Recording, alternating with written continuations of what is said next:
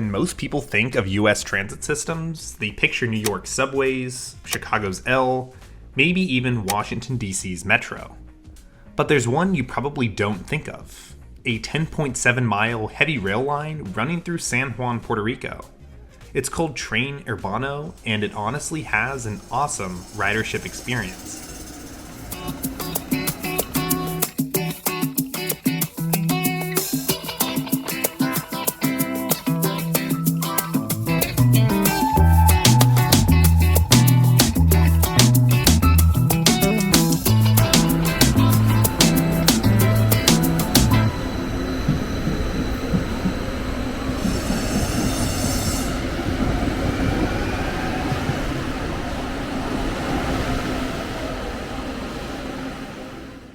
Tren Urbano is a single-line heavy rail system with 16 stations, and it's the second newest metro system in the US. And it opened to the public in 2004, after nearly a decade of construction. When I rode Tren Urbano, it looked and felt like a full-blown metro, and that's because it is. It uses third rail power, it has air-conditioned Alstom rail cars, and full accessibility with elevators and escalators. So it absolutely is a full-blown metro system, not a light rail, and it's built to the same standards that you see on other American systems like the Washington Metro. At the time of opening, Tren Urbano was designed to carry 113,000 daily riders, with trains coming every 4 minutes during peak hours. So how did this project even come about? And how do these initial plans stack up to what was actually built? San Juan is home to about 2.5 million people, nearly 3/4 of Puerto Rico's entire population. By the late 1980s, the region was experiencing crippling congestion. In fact, the PR-22 expressway consistently ranked among the most congested roads in the United States. Tren Urbano was born out of this congestion problem. The project cost a total of $2.28 billion to build Tren Urbano's single metro line. And when it was built, the design was actually pretty ambitious. It runs partially elevated and partially underground, and the stations themselves are awesome and aesthetic, with many of them featuring public art.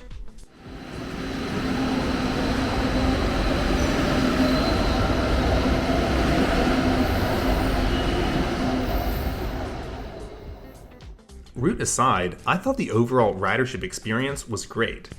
However, as you look through this footage, there's a couple things that are important to point out.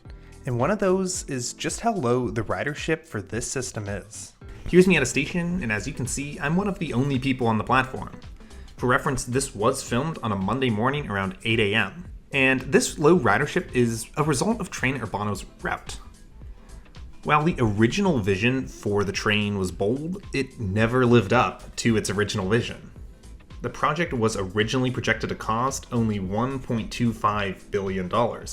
However, it ended up costing $2.28 billion, almost double the projection.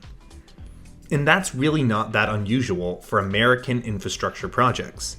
Construction ran 4 years late, and when it finally opened, ridership was far below expectations.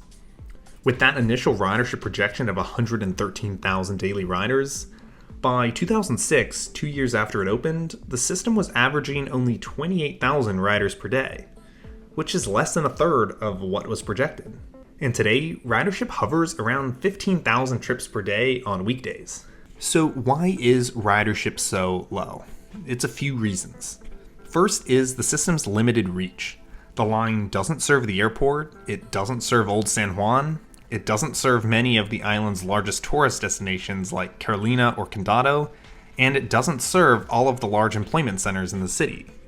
Therefore, for a lot of people, it's still just easier to drive.